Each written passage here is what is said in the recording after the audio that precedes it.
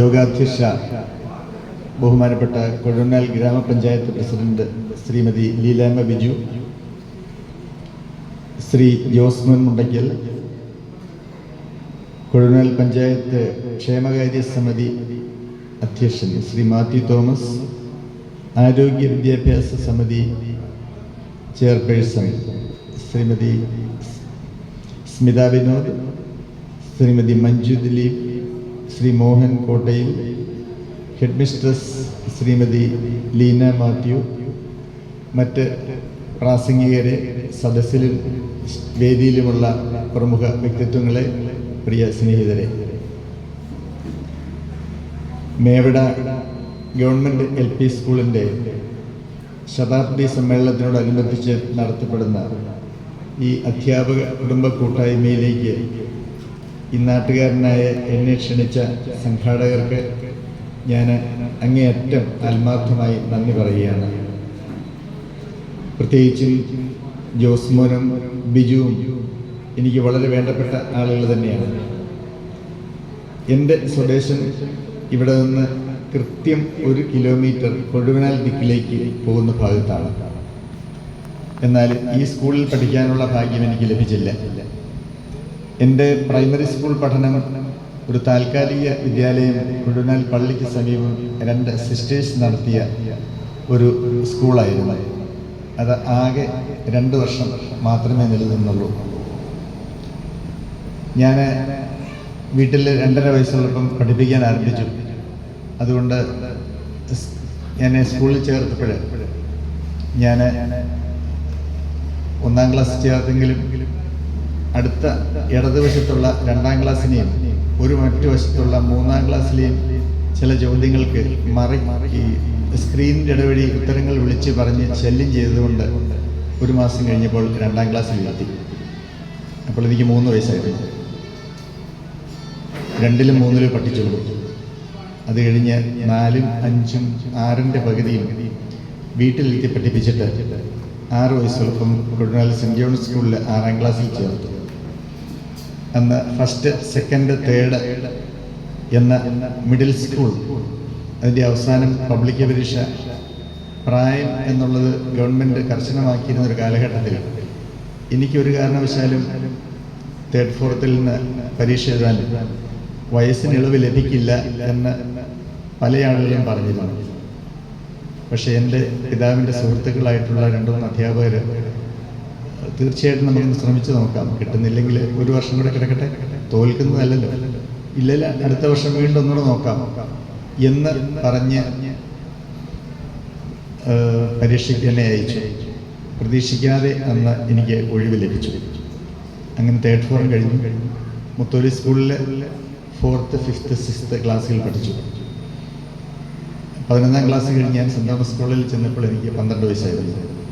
Degree, pre university degree, അത് തുടർന്ന് English MA ആദ്യ ബാച്ചിൽ അഡ്മിഷൻ ലഭിച്ചു. ജോലി MA റിസൾട്ട് വരുന്നതോടനുബന്ധിച്ച് തന്നെ പ്രിൻസിപ്പൽ ആവശ്യപ്പെട്ടു അവിടെ കോളേജ് ജോലി ചേരാൻ. അങ്ങനെ പല സെൻറ് തോമസ് സ്കൂളിൻ്റെ ഭാഗമായി 37 വർഷം കഴിഞ്ഞ് ഞാൻ അവിടെ നിന്ന് വിരമിച്ചു. പിന്നീട് ലേബർ ഇന്ത്യ സ്കൂളിൽ പ്രിൻസിപ്പലായിരുന്നു. അടുത്ത കാലത്ത് അമൽ ജ്യോതിയിലായിരുന്നു 17 വർഷം.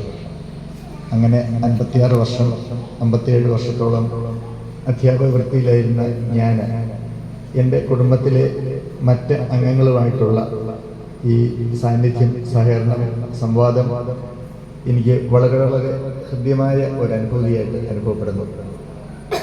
ഞാൻ ഇവിടെ നിൽക്കുമ്പോൾ അറിയാവുന്ന ഒത്തിരി പേരെ എനിക്ക് എൻ്റെ മുമ്പിൽ കാണുകയാണ്. അവരുടെ ക്ലോസപ്പ് അല്ലെങ്കിൽ പോലും കോൾഗേറ്റ് അല്ലെങ്കിൽ പോലും ഓരോരുത്തരെയും എനിക്ക് വളരെ സ്നേഹപൂർവ്വം അനുസ്മരിക്കാൻ കഴിയുന്നുണ്ട്.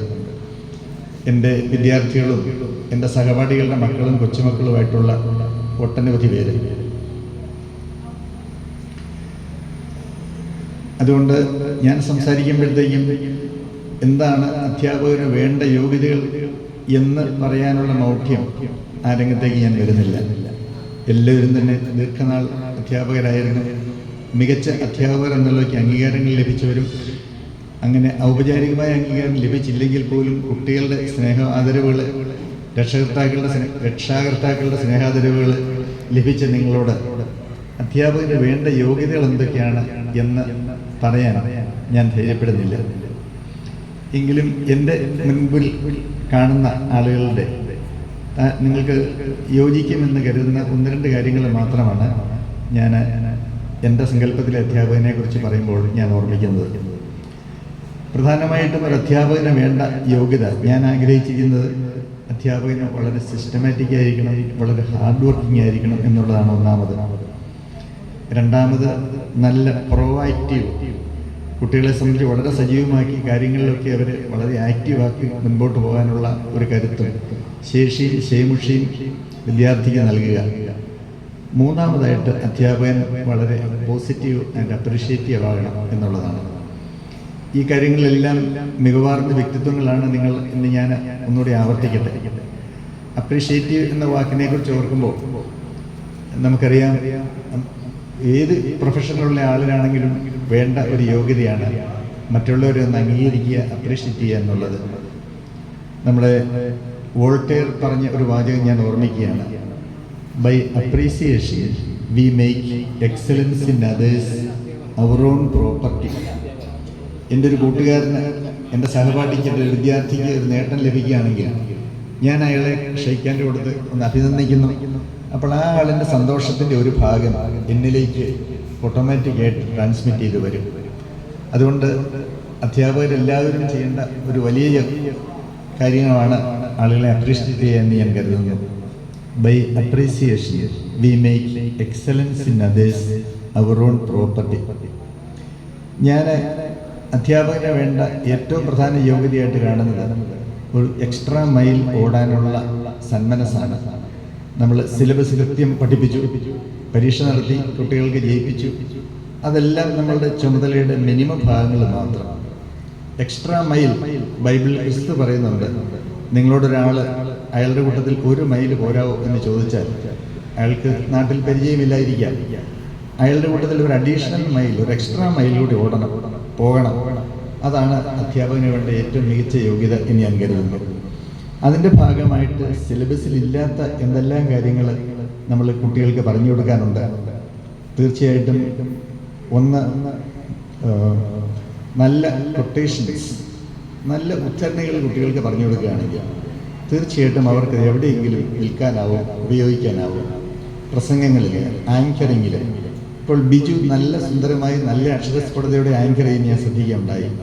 പലപ്പോഴും ആങ്കർ ചെയ്യുന്ന ആളിന് വേണ്ട ഏറ്റവും വലിയൊരു യോഗ്യത, മാത്രമല്ല അധ്യാപകർക്കാണെങ്കിലും വേണ്ട ഏറ്റവും വലിയ ഒരു സവിശേഷതയാണ് അക്ഷരസ്ഫുടത എന്നുള്ളത്. ONV കുറുപ്പ് സാർ ഒരിക്കൽ പാലാ സെൻറ് തോമസ് കോളേജിൽ ഞങ്ങൾ സംഘടിപ്പിച്ച നാഷണൽ സ്കിൽ സ്കീമിന് വേണ്ടി സംഘടിപ്പിച്ച ഹൈസ്കൂൾ അധ്യാപകരുടെ ഒരു സെമിനാറിൽ അദ്ദേഹം ക്ലാസ് എടുക്കുകയായിരുന്നു. ആ കൂട്ടത്തിൽ സാന്ദർഭികമായി അദ്ദേഹം ചോദിച്ചു, അധ്യാപകന് വേണ്ട ഏറ്റവും മികച്ച സവിശേഷത അക്ഷരസ്ഫുടതയാണ് എന്ന് പറഞ്ഞു. എന്നിട്ട് ചോദിച്ചു, ഏറ്റവും സുന്ദരമായിട്ടും മലയാളം സംസാരിക്കുന്നത് ആരാണ്? അവിടെ ഉണ്ടായിരുന്ന 120 അധ്യാപകരിൽ 110 പേരും വിളിച്ചു പറഞ്ഞു യേശുദാസ് എന്ന്. യേശുദാസിൻ്റെ ഗാനങ്ങൾ കേൾക്കുന്ന ആളുകൾ പ്രത്യേകിച്ചും ശ്രദ്ധിക്കുന്ന ഒരു പോയിന്റ് അതിലെ അക്ഷരസ്ഫുടതയാണ്. എനിക്കറിയാം നിങ്ങളെല്ലാവരും അറിയാവുന്ന ഈ കാര്യങ്ങളിൽ എൻ്റെ കരിയും കോൾട്ട് ന്യൂകാസിൽ എന്ന് പറഞ്ഞ ഒരു സംഭവമായിരിക്കണം ഒരുപക്ഷെ ഇത്. മറ്റൊന്ന്, നല്ല പുതിയ വാക്കുകൾ, നല്ല എക്സ്പ്രഷൻസ് പഠിപ്പിക്കുക എന്നുള്ളത്. അതോടൊപ്പം തന്നെ കോമൺ എറേഴ്സ് എന്ന് ചൂണ്ടിക്കാട്ടുക എന്നുള്ളതും സിലബസിലില്ലെങ്കിൽ പോലും അധ്യാപകൻ ചെയ്യേണ്ട ഒരു പ്രധാനപ്പെട്ട കാര്യമാണ് എന്ന് ഞാൻ കരുതുന്നു. ഉദാഹരണമായിട്ട് നമ്മൾ ഇപ്പോൾ ധാരാളമായിട്ട് പൂർവ്വ വിദ്യാർത്ഥി സമ്മേളനങ്ങൾ സ്കൂളുകളിലും കോളേജുകളിലും എല്ലാം സംഘടിപ്പിക്കുന്നുണ്ട്. പക്ഷേ അതിൻ്റെ ഭാരവാഹികൾ, ആ സ്ഥാപനത്തിലെ അധ്യാപകർ പോലും അലൂമിനി എന്നാണ് പറയുന്നത്. ഇത് അലൂമിനിയം അല്ലല്ലോ, അതൊരു മെറ്റലാണല്ലോ.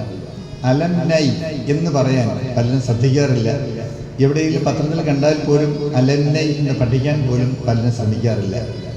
അപ്പം നമ്മൾ അലംനസ് എന്ന സിംഗുലറും അലംനൈ എന്ന പ്ലൂറലുമാണ് പൂർവ്വ വിദ്യാർത്ഥികൾ ഉപയോഗിക്കേണ്ടത് എന്ന് നമുക്ക് ഏവർക്കും അറിയാം. അതുപോലെ വളരെ സർവ്വസാധാരണമായിട്ട് നമ്മൾ കേൾക്കുന്ന ഒരു പ്രയോഗമാണ് സ്കൂളിൻ്റെ ബാക്ക് സൈഡിലാണ് എൻ്റെ വീട് എന്നുള്ളത്. കോളേജിൻ്റെ ബാക്ക് സൈഡിലാണ് എൻ്റെ വീട്. ബാക്ക് സൈഡ് എന്ന വാക്ക് പറയരുത്. ആ വാക്കിൻ്റെ അർത്ഥം ശരീരത്തിൻ്റെ പിൻഭാഗം എന്നാണ്, ബട്ടക്സ് എന്നാണ് അർത്ഥം. സ്കൂളിൻ്റെ ബാക്കിലാണ്, സ്കൂളിൻ്റെ പിന്നിലാണ്. അത് കെട്ടിടത്തിൽ നിന്ന് മാറിയാണെങ്കിൽ ബിഹൈൻഡ് ദ സ്കൂൾ എന്ന് പറയുന്നു. കെട്ടിടത്തിനുള്ളിൽ പുറഭാഗത്താണെങ്കിൽ ബാക്ക് ഓഫ് ദ സ്കൂളാണ്, അല്ലാതെ ബാക്ക് സൈഡ് എന്ന് നമ്മൾ പറയാൻ പാടില്ല. നമ്മൾ സാധാരണയായി ഉപയോഗിക്കുന്ന മറ്റൊരു പ്രയോഗമാണ് കാറിൻ്റെ ഡിക്കിയിൽ എൻ്റെ ലഗേജ് കയറ്റുക എന്നുള്ളത്. ഒരു ഇംഗ്ലീഷുകാരനോ ഒരു അമേരിക്കക്കാരനോ ഒരിക്കലും സഹിക്കുന്ന ഒരു വാക്കല്ല ഡിക്കി എന്നുള്ളത്. ബ്രിട്ടീഷുകാരനാണെങ്കിൽ ബൂട്ട് എന്നാണ് പറയുക. അമേരിക്കക്കാരന് കാറിൻ്റെ പിൻഭാഗത്തിന് ട്രങ്ക് എന്നാണ് പറയുക. മലയാളി ഡിക്കി എന്ന് പറഞ്ഞാൽ ഇംഗ്ലീഷുകാരൻ ചിരിക്കും. അതിൻ്റെ കാരണം ഡിക്ക് എന്ന വാക്കിന് മെയിൽ സെക്ഷൽ ഓർഗൻ എന്നൊരർത്ഥം കൂടിയുണ്ട്. അതുകൊണ്ടാണ് ഒരിക്കലും ഇംഗ്ലീഷ് അറിയാവുന്നയാൾ ഡിക്കി എന്ന വാക്ക് ഉപയോഗിക്കാത്തത്. നിങ്ങൾ ഓർമ്മിക്കുന്നുണ്ടാവും, ഒരു 30-40 വർഷം മുമ്പ് കെ കരുണാകരൻ കോൺഗ്രസിൽ നിന്ന് ദേഷ്യപ്പെട്ട് പിന്മാറി ഡെമോക്രാറ്റിക് ഇന്ദിരാ കോൺഗ്രസ് കരുണാകരൻ എന്നൊരു പാർട്ടി സ്ഥാപിച്ചു. എൻ്റെ ഷോർട്ട് ഫോം ഡിക്ക്.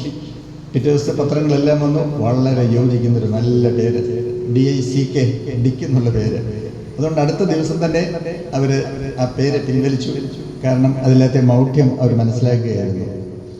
ഇങ്ങനെ നമ്മൾ നോക്കുമ്പോൾ ഇംഗ്ലീഷിൽ തന്നെ നിരവധി തെറ്റുകൾ നമുക്ക് തിരുത്താനുണ്ട്. വേണ്ട, നമ്മൾ മലയാളത്തിലേക്ക് വരികയാണെങ്കിൽ ദീപനാളം എന്നൊരു ഒരു വാരിക, ദീപനാളം പാലയിൽ നിന്നും പ്രസിദ്ധീകരിക്കുന്നു, അല്ലെങ്കിൽ ദീപിക കോട്ടയത്ത് നിന്നും പ്രസിദ്ധീകരിക്കുന്നു നമ്മൾ കാണാറുണ്ട്. ഇല്ല, കാണാറില്ല. അങ്ങനെ വന്നാൽ നമ്മൾ മനസ്സിലാക്കേണ്ടത് പാലയിൽ നിന്നും കോട്ടയത്ത് നിന്നും ഏറ്റുമാനൂർ നിന്നുമാണെങ്കിൽ നിന്നും, അല്ലെങ്കിൽ പാലായിൽ നിന്ന് എന്നേ പറയാൻ പാടുള്ളൂ. ഞാൻ ഒരിക്കൽ തിരുവനന്തപുരത്ത് ഒരു പത്ര ഓഫീസിൽ അവിടുത്തെ ഒരു സീനിയർ എഡിറ്റർ വിളിച്ചിട്ട് ഒരു കാര്യത്തിന് പോയിരുന്നു. അപ്പോൾ അവിടെ കുറേ കലണ്ടർ അടിച്ചു വെച്ചിരിക്കുകയാണ്. മെയ് മാസത്തിന് എഴുതിയിരിക്കുന്നത് മെയ് വഴക്കത്തിന് മെയ് ആണല്ലോ എഴുതിയിരിക്കുന്നത്. ഞാൻ ചോദിച്ചു, മേലിൽ അല്ലെങ്കിൽ മേവട എന്നതിൻ്റെ മേ ആണല്ലോ വേണ്ടത്. ഇത് അടിച്ചു വെച്ചിരിക്കുന്നത് മുഴുവൻ മെയ് മാസമാണ്. മെയ് വഴക്കത്തിന് മെയ്. അപ്പോൾ കൃത്യമായി അവർ ശ്രദ്ധിക്കാത്തതിൻ്റെ പേരിൽ വരുന്ന കൊച്ചു കൊച്ചു തെറ്റുകളാണ് ഞാൻ ഈ ചൂണ്ടിക്കാണിച്ചത്. എൻ്റെ നോട്ടത്തിൽ അധ്യാപകന് വേണ്ട വലിയ ഒരു യോഗ്യത നർമ്മബോധമാണ്. ചെറുപ്പം മുതൽ തന്നെ ഞാൻ നർമ്മബോധത്തിൽ അല്പം സ്പെഷ്യലൈസ് ചെയ്യാൻ തുടങ്ങിയിരുന്നു. സ്കൂളിലെ മുത്തൂലിലെ സ്കൂളിൽ ഞാൻ പഠിക്കാൻ ചെന്നപ്പോൾ ഞാൻ അവിടെ ഹൈസ്കൂളിൽ പഠിക്കാനായിട്ട് മുത്തോലി ചെന്ന് കഴിഞ്ഞപ്പോഴത്തേക്കും ഒരു കൃഷ്ണൻ നായർ സാറായിരുന്നു ഞങ്ങളെ മലയാളം പഠിപ്പിച്ചിരുന്നത്. വളരെ സമർത്ഥനായ അധ്യാപകൻ, നല്ല പാണ്ഡിത്യം, നല്ല അക്ഷരസ്ഫുടത, നല്ല സ്നേഹം. കൃഷ്ണൻ നായർ സാറ് അന്ന് മുഖ്യമന്ത്രിയായിരുന്ന EM ശങ്കരൻ നമ്പൂതിരിപ്പാടിൻ്റെ ഒരു ആരാധകനായിരുന്നു. ഓരോ ദിവസവും സാറ് EMSനെ കുറിച്ച് എന്തെങ്കിലും പറയും. നമ്മൾ ഭക്ഷണത്തിലുള്ള മിതത്തെക്കുറിച്ച് പറയുകയാണെങ്കിൽ EMS ഉണ്ടല്ലോ, ഭക്ഷണകാര്യത്തിലൊക്കെ വളരെ മിതത്വം പാലിച്ചിരുന്ന ആളാണ്. അല്ലെങ്കിൽ നമ്മൾ ഔദാര്യ മനസ്ഥിതിയെക്കുറിച്ച് പറയുകയാണെങ്കിൽ സാറ് പറയും, രാഷ്ട്രീയ പ്രവർത്തകരിൽ ഇത്രയും ഔദാര്യമുള്ള ആളെ ഞാൻ കണ്ടിട്ടില്ല. അങ്ങനെ പല ദിവസങ്ങളിലും ഒരു സന്ദർഭം ഉണ്ടെങ്കിലും ഇല്ലെങ്കിൽ പോലും സാറിന് EM ശങ്കരൻ നമ്പൂതിരിപ്പാട് അദ്ദേഹത്തോടുള്ള ആദരവ് പ്രകടിപ്പിക്കുമായിരുന്നു. ഒരു ദിവസം സാറ് ക്ലാസ്സിൽ പറഞ്ഞു, സന്ധി സമാസം പഠിപ്പിക്കുകയാണ്. ആഗമസന്ധി, ആദേശസന്ധി, ദിത്വസന്ധി, ലോപസന്ധി, ഈ 4 സന്ധികളുടെ ലിസ്റ്റ് പറഞ്ഞു. എന്നിട്ട് ദിത്വസന്ധി എന്ന് സാറ് പഠിപ്പിക്കുകയായിരുന്നു. കുറേ ഉദാഹരണങ്ങൾ പറഞ്ഞതിന് ശേഷം സാറ് പറഞ്ഞു, കഷ്ടപ്പാട്. എന്താ കഷ്ടം അധികം പാട് ചേർന്ന് കഴിയുമ്പോഴത്തേക്കും ഇപ്പായായി ഇരട്ടിക്കും. കഷ്ടപ്പാട് മനസ്സിലായില്ല? എല്ലാവർക്കും മനസ്സിലായി? അപ്പം നിങ്ങൾ ഓരോരുത്തരും ഓരോ ഉദാഹരണങ്ങൾ പറയണം. ഇങ്ങനെ ഓരോരുത്തരും സാറിനെ നോക്കുന്നു. ഒരാളും ഞാൻ പറയാം ഇഷ്ടപ്പാട് എന്ന് പറഞ്ഞു. അപ്പം സാർ പറഞ്ഞു, പോടാ, നിന്റെ സംഭാവന മലയാള ഭാഷയ്ക്ക് ആവശ്യമില്ല, അങ്ങനെ ഒരു വാക്കില്ല. എനിക്കിത് പറയാൻ ധൈര്യമില്ലായിരുന്നെങ്കിൽ തൊട്ട് പുറകിൽ ഇരുന്ന ആളോട് ഞാൻ പറഞ്ഞു, നമ്പൂതിരിപ്പാട് ഇരട്ടിക്കാണ്. അയാൾ സാറേ ഞാൻ പറയാം. സാറിനായിട്ട് സന്തോഷമായി. ജോസഫ് പറ നമ്പൂതിരിപ്പാട്. സാറിൻ്റെ മുഖം ചുവന്ന് ചാടി എഴുന്നേറ്റ് ഇങ്ങനെ വന്നു ഇരുന്നിടത്തുനിന്ന് വലിച്ച് അടിച്ച് 3 എണ്ണം ഇട്ട് കൊടുത്തു. അപ്പം എനിക്ക് ഒത്തിരി സന്തോഷം തോന്നി. അതെനിക്ക് കിട്ടുന്നതാണ്. ഞാനതൊരു പരീക്ഷണാർത്ഥം നോക്കിയത്. അന്ന് ഹൈസ്കൂളിൽ വേദോടം പഠിപ്പിച്ചിരുന്ന അച്ഛനാണ്, മാന്യൂസച്ചനാണ്. അപ്പം ദൈവത്തിൻ്റെ സവിശേഷതകളെക്കുറിച്ച് മാന്യൂസച്ചൻ പറയും, ദൈവം സ്വയംഭൂവാണ്. അച്ഛന് സ്വയംഭൂ എന്ന് പറഞ്ഞതിന് പകരം സ്വയം പൂ എന്നാണ് പറയുക. അപ്പോൾ പല ദിവസവും ദൈവം സ്വയം പോവാണ്. ദൈവം സ്വയം നീ പറയണ പോവാണ് ഞങ്ങൾ പറയും. അപ്പോൾ കുറേ നാൾ കഴിഞ്ഞപ്പോഴത്തേക്കും ഞാൻ പറഞ്ഞിട കുറേ നാളായില്ലേ പോവായിട്ട്, ഇപ്പം കായായി കാണാം, നമുക്ക് ആര് പറയടാവേ. അപ്പോൾ ഒരുത്തം പറഞ്ഞു ഞാൻ പറയാം. ഞാൻ വളരെ സന്തോഷം, ഞാൻ പറഞ്ഞിട്ട് തെല്ലുണ്ടല്ലോ. അവനിങ്ങനെ നോക്കി, ഞങ്ങളിങ്ങനെ നോക്കി കൈയടിക്കാനോ നോക്കിയിരിക്കുകയാണ്. നീ പറയടാ അച്ഛൻ പിന്നോട് പറയണം. അവൻ ഇങ്ങനെ പരിമിതരുന്നതിന് ശേഷം പോവാണ് എന്ന് പറഞ്ഞു. അങ്ങനെ അവനെ അയാൾ നിരാശപ്പെടുത്തി. അപ്പം ഞാൻ അവനെ പിന്നീട് വിളിച്ച് പറഞ്ഞു, നീ അത് ഏറ്റില്ലായിരുന്നെങ്കിൽ മറ്റൊന്നത് പറയുമായിരുന്നല്ലോ. അങ്ങനെ ഹൈസ്കൂളിലെ വേദപാഠ ക്ലാസ് എൻ്റെ മനസ്സിലിപ്പോഴും പൂവായും കായായും നിറഞ്ഞു നിൽക്കുകയാണ്. കോളേജിൽ വന്നതിന് ശേഷമാണെങ്കിൽ പോലും എൻ്റെ ഒരു പ്രത്യേകത, ഞാൻ ഹ്യൂമർ ഭാഗങ്ങൾ ഞാൻ ശേഖരിക്കാറുണ്ട്. അത് ആദ്യവാദി കോളേജ് ഇംഗ്ലീഷ് ഡിപ്പാർട്ട്മെൻറ്റിൽ പാലയിലായിരുന്നപ്പോൾ എനിക്ക് വലിയ സ്കോപ്പില്ലായിരുന്നെങ്കിലും അത് കഴിഞ്ഞ് അമൽ ജ്യോതിയുടെ 2ാം പകുതിയിലായി കഴിഞ്ഞപ്പോഴത്തേക്കും ഞാൻ എല്ലാ ക്ലാസ്സിലും മിനിമം ഒരു ഹ്യൂമറസ്, ഒരു തമാശെങ്കിലും പറയുക എന്നത് ഞാൻ ശേഖരിച്ച് വെക്കുമായിരുന്നു. ഇങ്ങനെ ശേഖരിച്ച് വെക്കാനായിട്ട് നമുക്ക് വളരെ എളുപ്പത്തിൽ കിട്ടുന്ന ഒരു സോഴ്സ്, നമ്മൾ വാഹനങ്ങളിൽ യാത്ര ചെയ്യുമ്പോൾ സൈഡിലത്തെ ബോർഡുകൾ നോക്കിയാൽ മതി. അപ്പം ഞാനിവിടുന്ന് പാലായിൽ നിന്ന് കോട്ടയത്തിന് പോകുകയാണെങ്കിൽ ഒരിക്കലും ഞാനിന്ന് ഉറങ്ങത്തില്ല, ഒരു വശത്തെ ബോർഡ് നോക്കി പോകും. അതിൻ്റെ നല്ല സ്പെല്ലിംഗ് മിസ്റ്റേക്സ് പലയിടത്തുമുണ്ട്, പല സ്പെല്ലിംഗ് മിസ്റ്റേക്കും. ഒരു തവണ ഞാൻ എറണാകുളത്തിന് പോയിരുന്നു. അന്ന് കൈപ്പമ്പിളക്കൽ അച്ഛൻ എൻ്റെ അമ്മാവനാണ്, ഗ്രാൻഡ് അങ്കിളാണ്. അച്ഛന് മെഡിക്കൽ ട്രസ്റ്റ് ആശുപത്രിയിൽ രോഗിയായിട്ട് കിടക്കുകയാണ്. എറണാകുളത്തെ മെയിൻ സൗത്തിലെ ഓവർബ്രിഡ്ജ് കയറിയപ്പം കാണാം 12 നിലയിലുള്ള മെഡിക്കൽ ട്രസ്റ്റ് ആശുപത്രി. ഒരു 50 വർഷം മുമ്പ് മെഡിക്കൽ ട്രസ്റ്റാണ് എറണാകുളത്തെ ഏറ്റവും വലിയ ഉയരമുള്ള കെട്ടിടം. മെഡിക്കൽ ട്രസ്റ്റിനെ നോക്കി കഴിഞ്ഞപ്പോഴത്തേക്കും വലിയ അക്ഷരങ്ങൾ മെഡിക്കൽ ട്രസ്റ്റിൻ്റെ T പൊഴിഞ്ഞു പോയായിരുന്നു. ഇപ്പോൾ മെഡിക്കൽ ട്രസ്റ്റ് ഹോസ്പിറ്റൽ. ഞാൻ അവിടെ ചെന്ന് ആശുപത്രിയിൽ ചെന്ന് കുറേ സമയം കഴിഞ്ഞപ്പോൾ തന്നെ അതിൻ്റെ ഉടമസ്ഥൻ വർഗീസ് പുള്ളിക്കൽ ഡോക്ടർ വലിയ പരിവാരമായിട്ട് 10 പേരുമായിട്ട് മുറിയിലേക്ക് വന്നു. എല്ലാവരും വളരെ ഓച്ചാനിച്ചിരിക്കുകയാണ്. അത് കഴിഞ്ഞ് അവരെ പറഞ്ഞു വിട്ടതിന് ശേഷം ഡോക്ടർ മാത്രം നിന്ന് അച്ഛനോട് കുശലങ്ങളൊക്കെ പറഞ്ഞു പോകാൻ നിന്നപ്പോൾ ഞാൻ അത് വാതൊക്കെ ചെന്നപ്പോൾ ഞാൻ ചോദിച്ചു, ഡോക്ടറെ നമുക്ക് ഉള്ള സത്യങ്ങൾ ഇങ്ങനെ അനൗൺസ് ചെയ്യണം നിർബന്ധമുണ്ടോ എന്ന് ചോദിച്ചു. പുള്ളി വളരെ ദേഷ്യപ്പെട്ട് വാട്ട് ഡു യു മീൻ എന്ന് ചോദിച്ചു. അപ്പോൾ ഞാൻ പറഞ്ഞു മെഡിക്കൽ ട്രസ്റ്റിൻ്റെ T പൊഴിഞ്ഞു പോയല്ലോ എന്ന് പറഞ്ഞു. പുള്ളി സ്തബ്ധനായി, ആരാണ്ട് വിട്ട് നോക്കിച്ചു. തിരിച്ചു വന്നതിന് ശേഷം എനിക്ക് 3 തവണ ഷെയ്ക്കാൻ ചെയ്തിട്ട് പറഞ്ഞു ഞാനിതൊരിക്കലും മറക്കത്തില്ല എന്ന് പറഞ്ഞു. അതൊരു പക്ഷേ അന്ന് കാലത്ത് ആയിരിക്കും അക്ഷരം പൊഴിഞ്ഞത്. ഒരു 2-3 അടി ഉയരമുള്ള വലിയ പ്ലാസ്റ്റിക് അക്ഷരങ്ങളാണ്, വർഷങ്ങളായിട്ട് നിന്നത് പൊഴിഞ്ഞു പോയതായിരിക്കണം. ഞാൻ ഒരിക്കലും മലയാറ്റൂരേക്ക് വരികയായിരുന്നു കാലടിയിൽ നിന്ന്. വന്നു കഴിഞ്ഞപ്പോൾ ഇതുപോലെയുള്ള വലിയൊരു റെസ്റ്റോറൻ്റാണ്, അനൂസ് റെസ്റ്റോറൻ്റ് എന്നാണ് എൻ്റെ പേര്. ANU_S അപ്പോസ്ട്രഫി ഇല്ലായിരുന്നു. അപ്പം നോക്കി കഴിയുമ്പോഴത്തേക്കും പേര് റെസ്റ്റോറൻറ്റിന് കൊള്ളാവോ എന്ന് നമുക്ക് സംശയം തോന്നുന്നു. പൊൻകുന്നത് വഴി പോകുമ്പോൾ ഞാൻ പലപ്പോഴും ശ്രദ്ധിക്കാറുണ്ട്, റാമ്പ് എന്നുള്ള വലിയൊരു ചെരുപ്പ് കട. റാമ്പിൻ്റെ R എന്ന അക്ഷരത്തിൻ്റെ വാല് പൊഴിഞ്ഞു പോയായിരുന്നു. അപ്പം നോക്കുമ്പം ചെരുപ്പുകളുടെ പേര് പാമ്പ്. ഞാൻ എൻ്റെ ഉടമസ്ഥയുടെ ഒരാളോട് പറഞ്ഞു വിട്ടു, ബന്ധുവിനോട് പറഞ്ഞു വിട്ടു. കുറേ നാളുകൾ കഴിഞ്ഞ ശേഷം ഞാൻ നോക്കിയപ്പോഴും പാമ്പ് അവിടെ തന്നെ ഇരിക്കുന്നു. ഇതുപോലെ കൗതുകകരമായിട്ടുള്ള പല ബോർഡുകൾ നമുക്ക് കാണാനാവും. ഒരിക്കൽ ഞാൻ കോട്ടയത്ത് നിന്ന് കുമളിക്ക് ബസ്സിൽ പോയപ്പം ഒരു മരിയൻ ഹയർ സെക്കൻഡറി സ്കൂളിൻ്റെ ജൂബിലി ആഘോഷമാണ്. വലിയ ബോർഡ് വെച്ചിരിക്കുകയാണ്. മരിയൻ എന്നുള്ള വാക്കിൻ്റെ 3-ാമത്തെ 4-ാമത്തെ അക്ഷരങ്ങൾ തമ്മിൽ മാറ്റമാണ്. സ്കൂളിൽ നല്ല പേര് സ്കൂളിൽ. അപ്പം അതിനുശേഷം ഞാൻ എവിടെ മരിയൻ എന്ന് വാക്ക് കണ്ടു കഴിഞ്ഞാൽ, ഞാൻ സെൻറ് തോമസിലെ ഇംഗ്ലീഷിൻ്റെ ഹെഡായിരുന്നപ്പോഴും എൻ്റെ പ്രിൻസിപ്പലായിരുന്നപ്പോഴും അമൽ ജ്യോതിയിലായിരുന്നപ്പോഴൊക്കെ മരിയൻ എന്ന വാക്കുണ്ടായി ഞാൻ പ്രത്യേകിച്ച് നോക്കുമായിരുന്നു. എനിക്ക് 2 അവസരത്തിൽ ഈ അക്ഷരങ്ങൾ മാറി ടൈപ്പ് ചെയ്തുകൊണ്ട് വന്ന സിറ്റുവേഷൻ ഉണ്ടായി. ഒരു തവണ ടൈപ്പ് ചെയ്യുന്നുണ്ട് ആളിൻ്റെ അടുത്ത് കാണിച്ചപ്പം ഞാൻ ആദ്യം തന്നെ എൻ്റെ നോട്ട് അവിടെ വന്നു. അപ്പോൾ ഒരാൾ സാറിൻ്റെ കാല് പിടിക്കാം, ഇതാരോടും പറയരുത് എന്ന് പറഞ്ഞു. അപ്പം ഞാൻ പറഞ്ഞു കാലൊന്നും പിടിക്കണ്ട, ഞാൻ ആളാരാന്ന് ഒരിക്കലും പറയില്ല.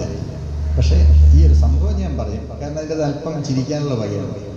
ചിരിക്കാൻ എന്നുള്ള വക കിട്ടുന്നത് ശേഖരിക്കുക, അതുള്ള എൻ്റെ ഒരു ദുശീലമാണ്. ഇപ്പോൾ ഞാൻ മറ്റൊരു ഏരിയ ചിരിക്കാനുള്ള ഒരു അവസരം ഞാൻ കളക്ട് ചെയ്തുകൊണ്ടിരിക്കുകയാണ്. അത് പൂർത്തിയാകാത്തതുകൊണ്ട് ഞാൻ അത് അനൗൺസ് ചെയ്യുന്നില്ലെന്ന് മാത്രമേ ഉള്ളൂ. കാരണം നമ്മളെ സംബന്ധിച്ച് മുതിർന്ന ആളുകൾ, എനിക്കിപ്പോൾ 75 വയസ്സായി. അമൽജ്യോതിയിൽ 70 വയസ്സാണ് മാക്സിമം വെച്ചിരിക്കുന്നത്. അപ്പോൾ ഞാൻ എൻ്റെ കരിയറിൽ പ്രത്യേകത കൊണ്ടാവാം ഞാൻ 75 വയസ്സിൽ വരെ പോയി. അപ്പോൾ നിങ്ങൾ പലരും 55 വയസ്സുകാരും 60 വയസ്സുകാരും ഒക്കെ ഉണ്ട്. നമുക്ക് വേണ്ട ഏറ്റവും വലിയ ഒരു അനുഭൂതി ചിരിക്കാനുള്ള അവസരങ്ങളാണ് എന്ന് ഞാൻ കരുതുന്നത്. പല ആളുകളെ സംബന്ധിച്ചും ടെൻഷനുള്ള പല കാരണങ്ങൾ ഉണ്ട്. ഒന്നെങ്കിൽ ആരോഗ്യ പ്രശ്നങ്ങളാവാം, അല്ലെ സാമ്പത്തികമാകാം, അല്ലെ മക്കൾ നന്നായി ഉയർന്നു വന്നില്ല എന്നുള്ള പ്രശ്നങ്ങളാവാം. ഇതെല്ലാം ഉള്ളെങ്കിൽ പോലും ഏതെങ്കിലും ഒരു അവസരത്തിൽ നമ്മൾ കുറേ സമയം ചിരിക്കാനുള്ള സമയം കണ്ടെത്തണം. അതിനുള്ള മാറ്റർ ശേഖരിക്കുന്നത് വളരെ ബുദ്ധിപൂർവമായിരിക്കും എന്ന് എനിക്കൊരു അഭിപ്രായമുണ്ട്. നമ്മൾ ഇംഗ്ലീഷിൽ അധ്യാപകർ ക്ലാസ് എടുക്കുമ്പോഴത്തേക്കുമുള്ള 1-2 കാര്യങ്ങൾ പറഞ്ഞുകൊണ്ട് ഞാൻ നിർത്തിക്കൊള്ളാം. ഒരിക്കലും ഒരു അധ്യാപകൻ ഒരു ലീവ് അപേക്ഷ എഴുതിക്കൊണ്ട് വന്നു. I kindly request you to grant me 3 leaves എന്നാണ് എഴുതിക്കൊണ്ട് വന്നത്. I kindly request you to grant me 3 leaves. അങ്ങനെ ഞാൻ വിളിപ്പിച്ചു. എൻ്റെ അടുത്ത് വന്നപ്പോൾ ഞാൻ 3 ഇല മേശപ്പുറത്തിട്ട് വെച്ചിരിക്കുന്നു. സാർ ആവശ്യപ്പെട്ട 3 ഇലയും ഇവിടെ ഉണ്ട് എന്ന് പറഞ്ഞു. അപ്പോൾ അങ്ങനെ പരിമിപ്പം ഞാൻ പറഞ്ഞു 3 ലീവ്സ് എന്നല്ല പറയുന്നത്, ലീവ് ഫോർ 3 days എന്നാണ് എഴുതേണ്ടിയിരുന്നത്. അടുത്തതായിട്ട് ഞാൻ പറഞ്ഞു ഒരു തെറ്റും കൂടെ, 2 തെറ്റും കൂടെ ഉണ്ട്. ഐ കൈൻഡ്ലി റിക്വസ്റ്റ് യു എന്ന് പറയുന്നത് കൈൻഡ്നെസ് താങ്കളല്ല കാണിക്കേണ്ടത്, സാങ്ഷൻ ചെയ്യുന്നയാളാണ് കാണിക്കേണ്ടത്. അപ്പോൾ ഒന്നെങ്കിൽ ഐ ഹംബ്ലി എന്നോ ഐ റിക്വസ്റ്റ് തന്നെ മതി, അതിനകത്ത് എളിമയുണ്ട്. I request you to kindly grant me leave എന്നാണ് എഴുതേണ്ടതെന്ന് പറഞ്ഞു. സാറ് സമ്മതിച്ചു. ഇനിയുമുണ്ട് ഒരു ചെറിയ പോരായി കൂടി. സാറ് ഗ്രാൻഡിൻ്റെ സ്പെല്ലിംഗ് എഴുതിയിരിക്കുന്നത് GRAND എന്നാണല്ലോ, അതാണോ ശരി എന്ന് ചോദിച്ചു. അതിനകത്ത് തെറ്റ്, ഗ്രാൻഡ് അങ്ങനെയല്ലേ? ഞാൻ പറഞ്ഞു എൻ്റെ അറിവുപ്പെടുത്തോളം GRANT എന്നാണ് വേണ്ടത്. പാസ്റ്റ് ടെൻസ് വേണ്ടതായിരുന്നില്ലേ എന്നായിരുന്നു സാറിന് മറുപടി. GRANDയുടെ പാസ്റ്റ് ടെൻസ് ആണല്ലോ GRANTA.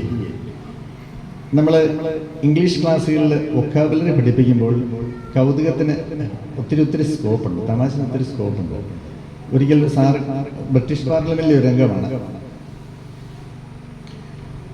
ബെഞ്ചമിൻ ഡിസ്രേലി അന്ന് പ്രൈം മിനിസ്റ്റർ ആയിരുന്നു, അല്ല അദ്ദേഹം ഓപ്പോസിഷൻ ലീഡറും. അതുപോലെ ഗ്ലാഡ്സ്റ്റൺ അന്ന് പ്രൈം മിനിസ്റ്ററുമാണ്. ഗ്ലാഡ്സ്റ്റൺ ഈ വോട്ടവകാശം സാധാരണക്കാരിലേക്ക് വ്യാപിപ്പിക്കുന്നതിന് വേണ്ടിയുള്ള ബില്ല്, റിഫോം ബിൽ, 3 റിഫോം ബില്ലുകളിലൂടെയാണ് അവസാനം പ്രായപൂർത്തിയ വോട്ടവകാശം എല്ലാവർക്കും സാങ്ഷൻ ആകുന്നത്. അപ്പോൾ ഈ വോട്ടവകാശത്തിൻ്റെ 3ാമത്തെ റിഫോം ബിൽ അവതരിച്ചപ്പോൾ ഭരണകക്ഷിയായിട്ടുള്ള ലിബറൽ പാർട്ടിയാണ് ഈ ബില്ല് അവതരിപ്പിക്കുന്നത്. അതിൻ്റെ പ്രൈം മിനിസ്റ്ററാണ് ഗ്ലാഡ്സ്റ്റൺ. അതിൻ്റെ ഓപ്പോസിഷൻ ലീഡറായിരുന്ന ഡിസ്രേലിക്ക് ഇതെങ്ങനെയാണ് എതിർക്കാതിരിക്കാൻ പറ്റുമോ? പക്ഷെ എതിർക്കാനാവും. എതിർത്ത് കഴിഞ്ഞിട്ടുണ്ടെങ്കിൽ വോട്ടവകാശം കിട്ടി വരുന്ന ആളുകൾ നമുക്ക് അനുകൂലമായിട്ട് വോട്ട് ചെയ്യും. എങ്കിലും ഓപ്പോസിഷൻ ലീഡറുടെ ചുമതലയാണ് പ്രൈം മിനിസ്റ്റർ പറയുന്നതിനെ എതിർക്കുക എന്നുള്ളത്. അതുകൊണ്ട് ഈ ബില്ല് അവതരിപ്പിച്ച് കഴിഞ്ഞതിന് ശേഷം ബില്ലിൻ്റെ കൂട്ടത്തിൽ ഗ്ലാഡ്സ്റ്റൺ പറഞ്ഞു ഇത് തിരസ്കരിക്കുന്നത് വലിയ ഒരു കറ്റാസ്ട്രഫി ആയിരിക്കും. രാജ്യത്തെ സംബന്ധിച്ച് ഇത്രയും വലിയൊരു അനുകൂലമായിട്ടുള്ള ഒരു സിറ്റുവേഷൻ നിങ്ങൾ ഒരിക്കലും തള്ളിക്കളയരുത്. അത് വലിയ ഡിസാസ്റ്റർസ് ആയിരിക്കും രാജ്യത്തിനെ സംബന്ധിച്ച്. അതുകൊണ്ട് നമ്മുടെ ചെറുപ്പക്കാർ വോട്ടവകാശം ആഗ്രഹിക്കുന്ന എല്ലാവർക്കും വലിയ ഒരു ബ്ലെസ്സിങ് ആണ് ഈ ബില്ല്. അപ്പോൾ ഗ്ലാഡ്സ്റ്റൺ പറഞ്ഞ കൂട്ടത്തിൽ പലതവണ കറ്റാസ്ട്രഫി, ഡിസാസ്റ്റർ, രണ്ടിൻ്റെ അർത്ഥം ദുരന്തം, വലിയ ദുരന്തം എന്നാണുള്ള അർത്ഥം. ഈ വാക്കുകൾ മാറി മാറി പറഞ്ഞു. പ്രസംഗം കഴിഞ്ഞപ്പോഴത്തേക്ക് തന്നെ പ്രതിപക്ഷ നേതാവായിട്ടുള്ള ഇസ്രയേലി ചാടി എഴുന്നേറ്റ് ചോദിച്ചു, കുറേ സമയമായി ഞങ്ങളിത് കേൾക്കാൻ തുടങ്ങട്ടെ, ഈ ബില്ലിൻ്റെ അകത്ത് യാതൊരു കഴമ്പുമില്ല. കുറേ സമയമായിട്ട് പ്രൈം മിനിസ്റ്റർ കറ്റാസ്ട്രഫി, ഡിസാസ്റ്റർ, കറ്റാസ്ട്രഫി എന്ന് മാറി മാറി പറഞ്ഞുകൊണ്ടിരിക്കുകയാണ്.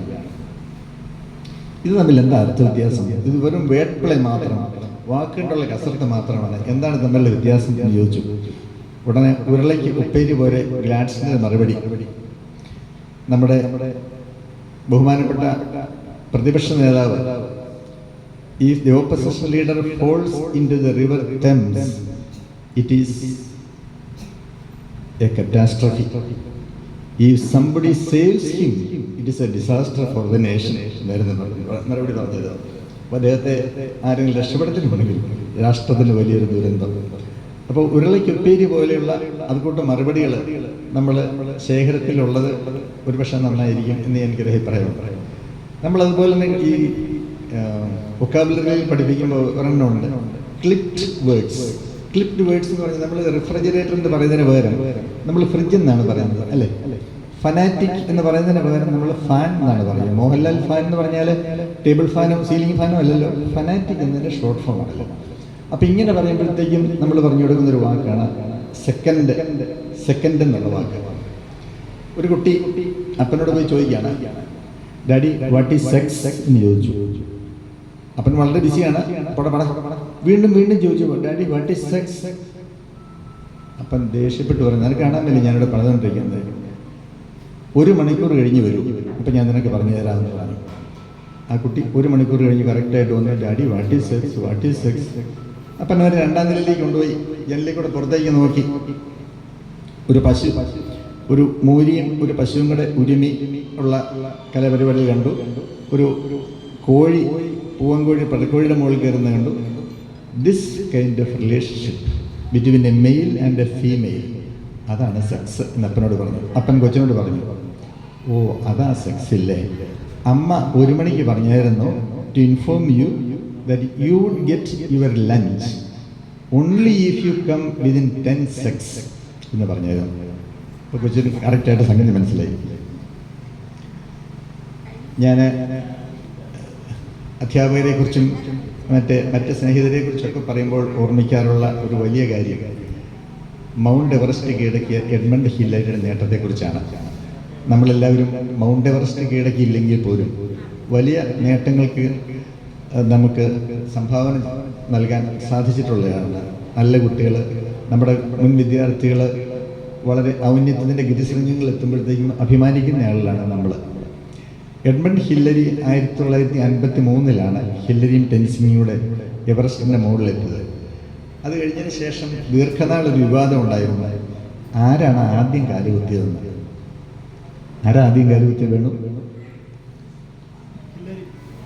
കറക്റ്റ്. അപ്പോൾ വർഷങ്ങളോളം അവർ പറഞ്ഞുകൊണ്ടിരുന്നു, ഞങ്ങൾ 2 പേരും കൂടെ.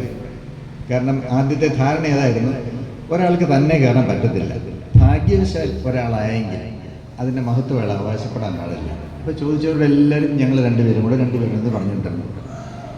വർഷങ്ങൾ കഴിഞ്ഞതിന് ശേഷം ഒരവസരത്തിൽ ആര്യൻ റേസിൻ്റെ മേധാവിത്വത്തെക്കുറിച്ച് സംസാരിക്കവേ ഹില്ലരി പറഞ്ഞു, ആര്യൻസ് വൈറ്റ്സ് ആണ് ലോകം മുഴുവൻ കിടക്കേണ്ട ആളുകൾ. അവരുടെ നേട്ടങ്ങൾ, ആ നേട്ടം, ഈ നേട്ടം, മറ്റേ നേട്ടം, മറിച്ച നേട്ടം, ലോകത്തിൻ്റെ ഏറ്റവും ഉയരത്തിലെത്താൻ പോലും ഒരു വെള്ളക്കാരനാണ് സാധിച്ചത്.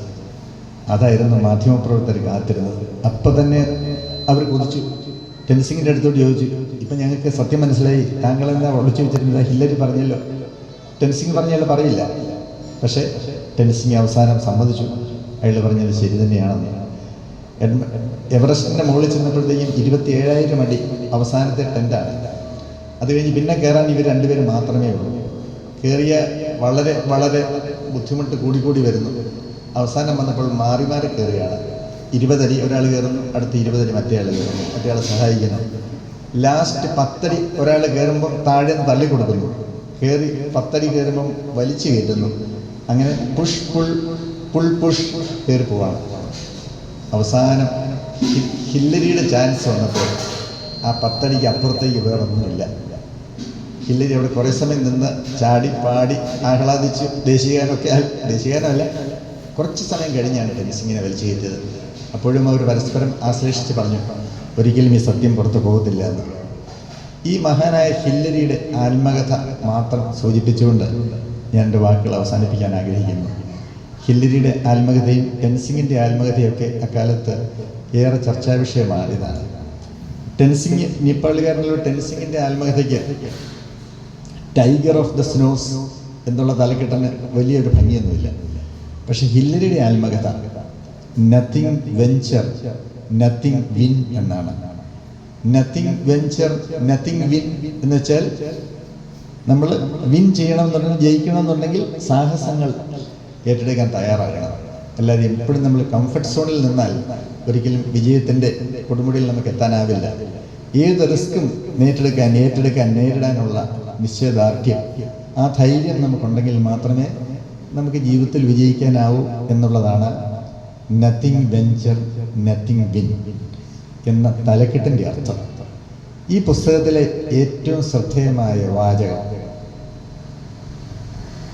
അതാണ് ഞാൻ അവസാനിപ്പിക്കാൻ ആഗ്രഹിക്കുന്നത്. It is not the mountain we conquer but ourselves. ഞാൻ ആവർത്തിക്കട്ടെ. It is not the mountain we conquer but ourselves. നമ്മൾ കീഴടക്കുന്നത് പർവ്വതത്തെയല്ല, നമ്മെ തന്നെയാണ്. നമ്മുടെ നെഗറ്റീവായിട്ടുള്ള ചിന്താഗതികൾ, നമ്മൾ പ്രതികൂല സാഹചര്യങ്ങൾ, നമുക്കുള്ള ആത്മവിശ്വാസക്കുറവ്, ഇങ്ങനെയുള്ള കാര്യങ്ങൾ വരുമ്പോഴത്തേക്കും നമ്മൾ പലതിൽ നിന്നും പിന്നോക്കം വലിയും.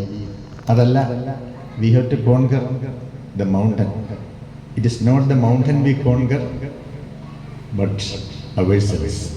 കോൺകർ, മൗണ്ട് എവറസ്റ്റ് കോൺകർ ചെയ്യണമെന്നുണ്ടെങ്കിൽ ആദ്യം നമ്മളെ തന്നെ കീഴടക്കണം എന്ന് പറഞ്ഞ എഡ്മണ്ട് ഹില്ലരിക്ക് ഞാൻ ഒരിക്കൽ കൂടി ആദരവർപ്പിച്ചുകൊണ്ട് ഇത്രയും സുന്ദരമായ ഈ സദസ്സിൽ എന്നെ ശ്രവിച്ച, എനിക്കൊരവസരം തന്ന ഇതിൻ്റെ ഭാരവാഹികൾക്ക് ഒരിക്കൽ കൂടി നന്ദി പറഞ്ഞതുകൊണ്ട് ഞാൻ എത്ര പേരാണ് എനിക്ക് വളരെ പ്രിയപ്പെട്ടവരെന്ന് ഞാൻ കാണുന്നു. വേണുഗോപാൽ, ബാബു ജോർജ്, ഇങ്ങനെ എനിക്ക് വളരെ പ്രിയപ്പെട്ട വിദ്യാർത്ഥികളൊക്കെയാണ് ഈ സദസ്സിലുള്ളത്. അപ്പം എന്നെ ഓർമ്മിച്ചതിൽ നിങ്ങളേവർക്കും, അതുപോലെ തന്നെ എന്നെ ശ്രമിച്ച നിങ്ങളേവർക്കും ഒരിക്കൽ കൂടി ഏറ്റവും ഹാർദമായി നന്ദി പറഞ്ഞുകൊണ്ട് എൻ്റെ വാക്കുകൾ അവസാനിപ്പിക്കുന്നു.